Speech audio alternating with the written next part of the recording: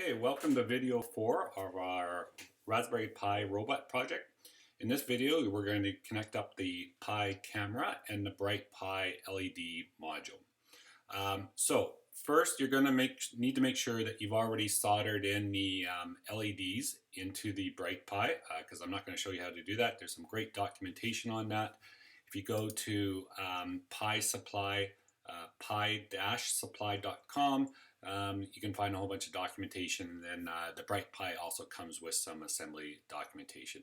As I mentioned before, be very careful soldering these LEDs in. You should also be aware there's two different types of LEDs they're going to ship with the module. And you can kind of see them in this picture here. The four outside ones that are in each of the corners are the super bright LED modules. So those are basically light that you can see at night. The 8 LEDs that are in the inside of the module, these are infrared modules, and so you won't actually be able to see the light. It's for seeing at night. I did actually try this with the Pi camera NOR, the no infrared, with these 8 LED infrared lights.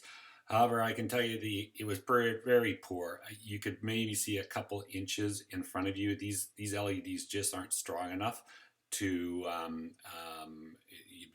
make it usable for our project. So really, I'm using the 4 super bright LEDs. I have thought about actually replacing these 8 infrared LEDs with just normal LEDs to see if that would work, but I haven't actually got around to trying that out at this point. So here's the website if you do want to go to it and take a look. And I actually did order it off this website. I'm not sure if you could order it from Amazon. I didn't, at that point, I couldn't find it. So it took a little while for it to arrive as they ship it from the UK. Okay.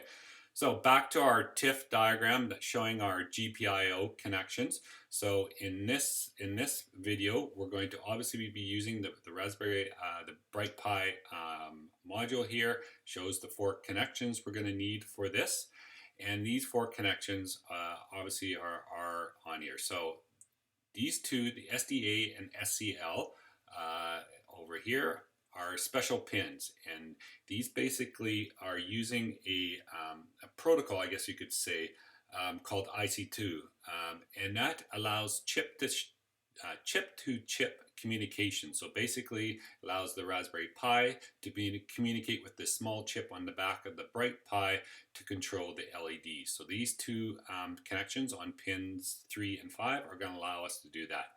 And then really the other 2 are pretty straightforward. We have a ground connection going to pin 14 for the Bright Pi, and then we have a 5-volt connection. Now notice for my 5-volt connection here, I'm actually using a cable, a single cable going to this pin, but I'm put basically a 3-way splitter onto it that's going to connect up to the one of them is going to connect up to the Bright Pi, and then the other 2 are going to connect up to my servos that I'm using on my pan tilt, which we'll get into another project here. I'll show you this cable in a minute here when I switch off to my external camera. So with that, we're really ready to start the assembly of this. So I'm going to pause here and switch to my external camera. Okay, so we're ready now to connect up a couple things here. So the first thing we're going to do is connect up the wires for the Bright Pi. So here is my Bright Pi module. You can see I've got everything soldered in already, and we've got the connectors here on the back. So we're going to connect up to the Pi first. So if you're looking at my diagram, we're going to connect up the SDA and SCL cables first. So for me, the SDA cable is pin 3, which will be the same on yours because that's the only pin that we can configure for SDA. I'm going to connect up an orange cable to it. So remember that how the pin layouts work. So pin 1 is right here, which means pin 3 is right next to it. So I'm connecting up my orange cable to that. And then the yellow SCL cable is in pin 5, so that would be right next to the pin 3. Okay, so we've got those 2 connected up. The next one is going to be our 5-volt cable. So this is the kind of the splitter cable that I mentioned. So one end is going to connect up to the Raspberry Pi, and then I've got it soldered in that there's a 3-way splitter here. One green's going to go into the Bright Pi, and then I'm going to use the other two in a future video for my servos. You can accomplish this splitter in multiple ways. You could actually use a breadboard if you want to, or some other mechanism. This is just what I selected for doing mine. So going back to my diagram, the green cable for the Bright Pi 5 volts goes into pin number 4. So it goes in between the two existing ones that we have already there, which is a bit tight to fit this in.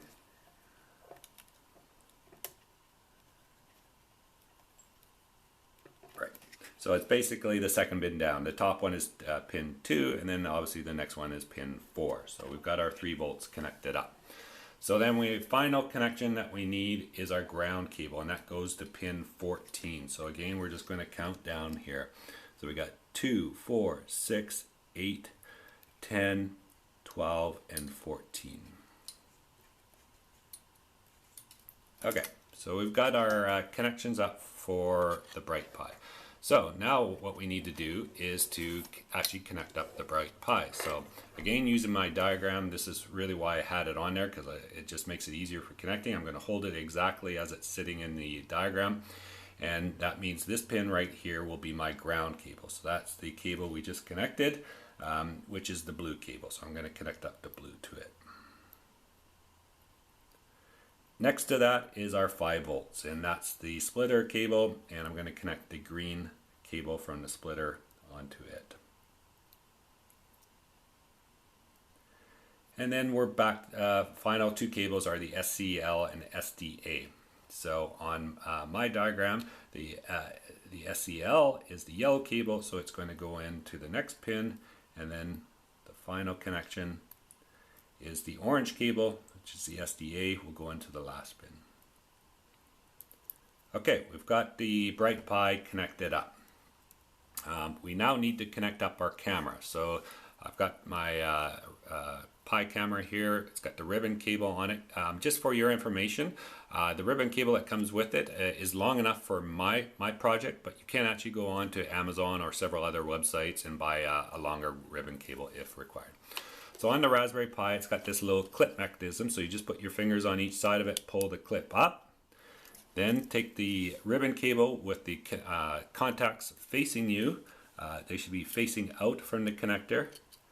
Just slide it in, and then put some pressure holding it in before you, and make sure the clips stay up.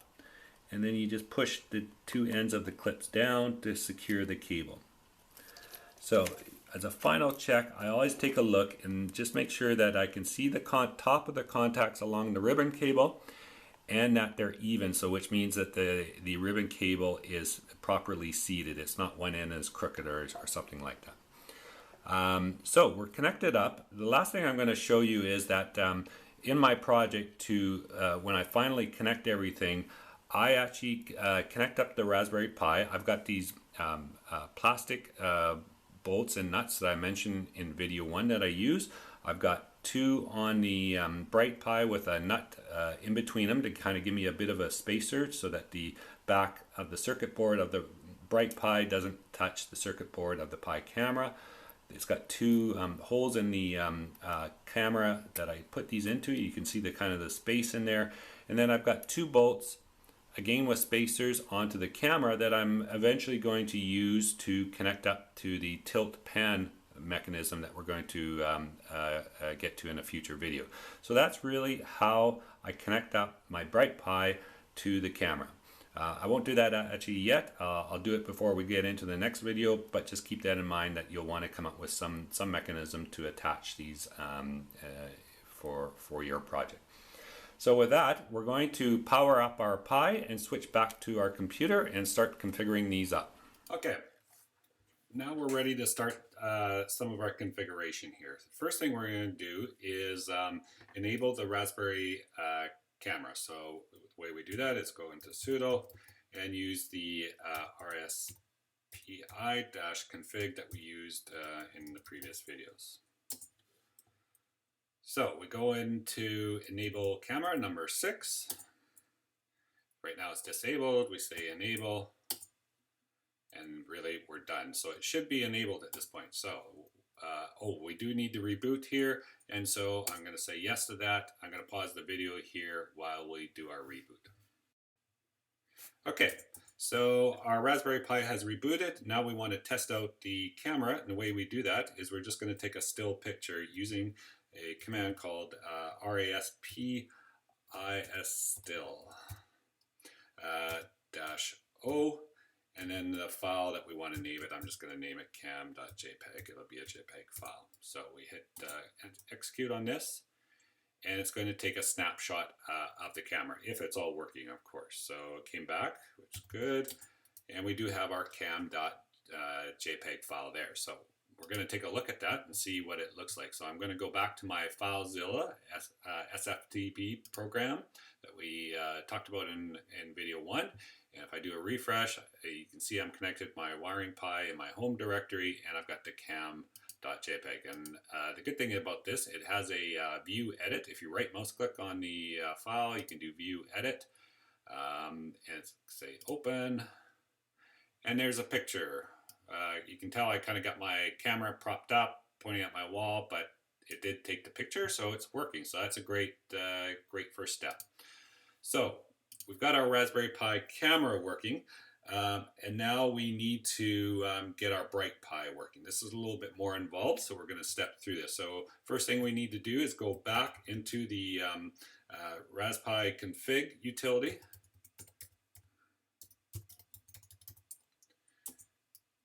And we need to go down to advanced options and go into the ItoSee and enable this. And so it's going to, would like the ARM ItoSee interface to be enabled? We want to say yes on that. After reboot, so we're going to have to do another reboot here. And we want to say yes to load it by default. And then we go into finish, and it's going to ask us to do a reboot here. So we're going to say yes. I'm going to pause the video and come back.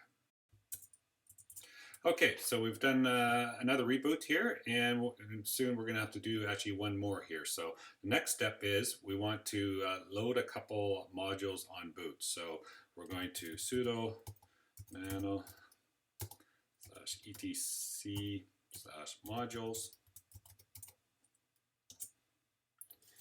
And we're going to go down to the bottom of this file and add in a couple more. So we want the I2C-BCM 2708 loaded, and we want the actually the I2C-dev is already there, so we're good. So now we can exit out of here. Say yes to save it, same file name. Then we need to install a tool set. So we're going to do sudo apt-get install I2C-tools. So it's going to go through and install this. Then after we have this installed, we're going to need to do a reboot. So I'm going to pause the video here. I'm going to let it continue installing, and then I'm going to do the reboot, and then we'll come back and we'll start doing some testing here of how this is working.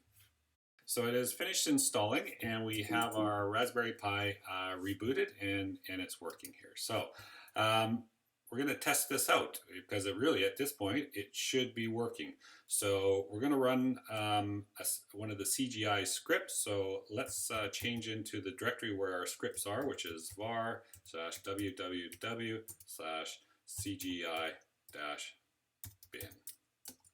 So if we do a list here, we'll see we've got all our CGI scripts that we've started to use here.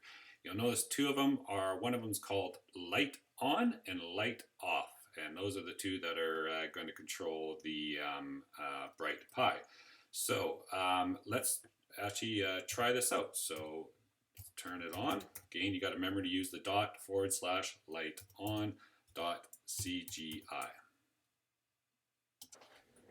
And as you can see, our light is on. So now to turn that off, we just use the off one. And now our light is off. So let's take a look at these scripts and just get an understanding of what's going on within them. There's some great documentation on the Pi Supply website, so I highly recommend you take a look at that and understand what these commands are.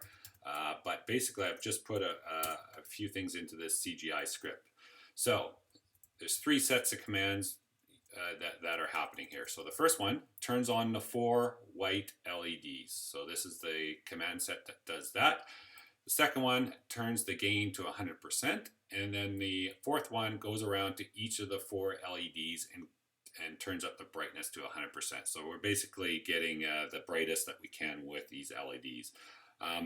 That's the light on one. And then if we go into the light off, you'll see it's a little bit more straightforward. It's really just one command to turn them off. So that's really all that's happening. As I said, I recommend you take a look at the documentation and understand the different configurations. They're different command set if you want to turn on and off the infrared LEDs. Okay, so we've got that working. Let's go to our website and actually try and see if this actually works. We're going to hit the bulb that's lit, which should turn it on. And as you can see, it doesn't actually work. The reason for this is that we actually have to give it rights. The www.datauser, which is the user that is used within the web server, access to turn the Bright Pi on and off. And the way we do that, we go into sudo, type in our password. We then use the user mod command -a -G ItoSee www-data, and this is going to give that user, I've got one too many W's there, that user www-data access to the ItoSee module. So we do that. I'm also going to just give the Pi user the same access. Okay, so we've done that. We're going to exit out of here, and unfortunately we have to do one more reboot, so I'm going to pause the video here and until we come up. Okay, our Raspberry Pi is rebooted and is back up. So let's go back to our web page here. Try turning on our LED light, and as you can see, it's now working, and we should be able to turn it off. And that works as well. And of course, our motor should still be working as expected, which it is. Okay, so a couple things around troubleshooting this. It took me, I actually had a lot of issues getting the Bright Pi to work. I had soldering issues, as I mentioned, which was tedious to kind of figure out. But once I got that kind of figured out, there is a couple things you can take a look at here. So the first one, there's a command that comes with the utility called ItoSee Detect -Y1, I believe. Yes, and so you should see, similar to mine, you should see this 770. You may, I'm not sure exactly what this means, but if you looked at the Pi Supply website, it gives you a little bit more information on this. But for mine, this was a good sign. I didn't have this originally, and then when I figured a bunch of things out, then it did show up. So that means that the ItoSee chip on the Bright Pi is being recognized by the Raspberry Pi, which is obviously a very important step. So really, besides that, I would say if you're still having issues, take a look at the Pi Supply website. It's got a lot of great information. If you're having troubles actually with the Pi camera, again, the raspberrypi.org has some great information, but it's really pretty straightforward to get that working. So we're not, at this point, we're not going to take this any further. In the next video, video 5, we're actually going to install our video streaming project onto it and actually have then the video streaming working through our website.